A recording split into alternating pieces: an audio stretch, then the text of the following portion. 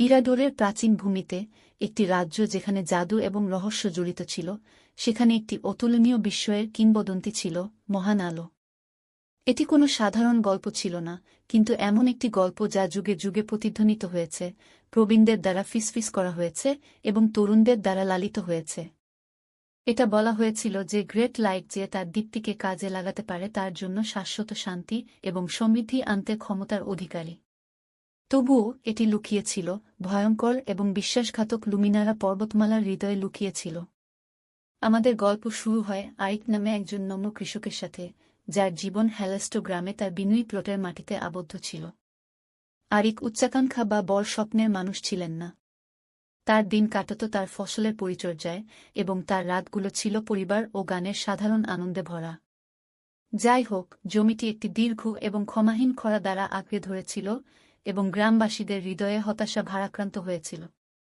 এক দুর্ভাগ্যজনক সন্ধ্যায়, যখন আরিক তার ক্ষেত থেকে ফিরছিলেন, তিনি ছায়ায় আবদ্ধ এক রহস্যময় অপরিচিত ব্যক্তির মুখোমুখি হন। কথা বলার সময় অপরিচিত লোকটির চোখ একটি ইথারিয়াল আলোয় জ্বলজ্বল করে, তার কণ্ঠস্বর একটি প্রাচীন ওজন বহন করে। হ্যালেস্টোর আরিক, আগন্তুক বলল, মহান আলো তোমাকে ডাকছে। এটা খুঁজে বের করা এবং এই ভূমিতে ভারসাম্য ফিরিয়ে আনা তোমার নিয়তি। বিভ্রান্ত কিন্তু বাধ্য হয়ে, আরিক তার মধ্যে উদ্দেশ্যের ঢেউ জাগ্রত অনুভব করলেন। তার সংকল্পের চেয়ে সামান্য বেশি সজ্জিত এবং রহস্যময় ব্যক্তিত্ব দ্বারা তাকে দেওয়া একটি মানচিত্র নিয়ে তিনি বিপদে ভরা একটি যাত্রা শুরু করেছিলেন।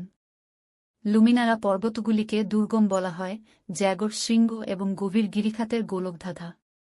তবুও একটি অদৃশ্য শক্তি দ্বারা পরিচালিত আরিক চাপা দিয়েছিল। তিনি অগণিত পরীক্ষার মুখোমুখি হয়েছিলেন, তিক্ত ঠান্ডা, বিশ্বাসঘাতক পাহাড় এবং অন্ধকার থেকে জন্ম নেওয়া প্রাণী। প্রতিটি চ্যালেঞ্জ তার সংকল্পকে পরীক্ষা করেছিল, কিন্তু প্রতিটি পদক্ষেপের সাথে সাথে তার মনের মধ্যে মহান আলোর দৃষ্টি আরও স্পষ্ট হয়ে ওঠে। তার দুঃসাধ্য যাত্রার ৭ম দিনে আরিক পৌঁছে গেল পাহাড়ের বুকে। সেখানে স্ফটিক এবং পাথরের একটি গুহার মধ্যে তিনি মহান আলোর উৎস খুঁজে পান।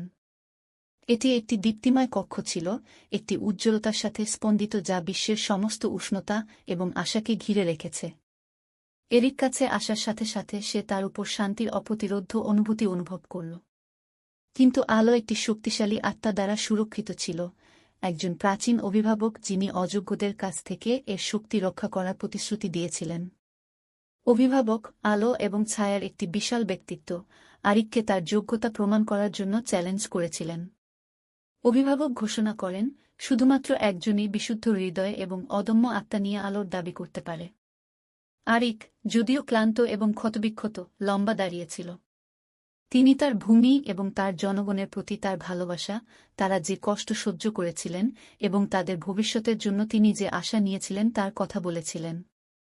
আন্তরিকতা ও মমতায় আপ্লুত তার কথাগুলো গুহায় অনুরণিত হয়েছিল। অভিভাবক অ্যারিকের হৃদয়ের বিশুদ্ধতা স্বীকার করে একপাশে সরে গিয়ে তাকে মহান আলোর কাছে যাওয়ার অনুমতি দেয়। কাপা হাতে অরিক স্পর্শ করল অর্বকে। অবিলম্বে তিনি একটি উজ্জ্বল আভায় আচ্ছন্ন হয়েছিলেন এবং একটি গভীর রূপান্তর ঘটেছিল। গ্রেট লাইট তার সত্তার সাথে মিশে গেল এবং তিনি আশা ও শক্তির আলোকবর্তিকা হয়ে উঠলেন। হ্যালেস্টোতে ফিরে আরিক তার সাথে মহান আলোর আশীর্বাদ নিয়ে আসেন। খরা শেষ হল, জমির উন্নতি হল এবং মানুষ আরও একবার সমৃদ্ধ হল। আরিকের যাত্রা শুধুমাত্র তার গ্রামকে রক্ষা করেনি, বরং ইরাডোরের সমগ্র রাজ্য জুড়ে আসার চেতনাকে পুনরুজ্জীবিত করেছিল। সেই দিন থেকে আরিক লাইটব্রিঙ্গার নামে পরিচিত ছিল, তার নিজের অধিকারে কিংবদন্তি। গ্রেট লাইটের গল্পটি বেঁচে ছিল, অসাধারণ শক্তির একটি অনুস্মারক যা একজন নম্র কৃষকের হৃদয়ে রয়েছে যে তার ভাগ্যকে আলিঙ্গন করার সাহস করেছিল। এবং তাই ইরাডোরের ভূমি সমৃদ্ধ হয়েছে, চিরকালের জন্য মহান আলোর দীপ্তি দ্বারা স্পর্শ করেছে।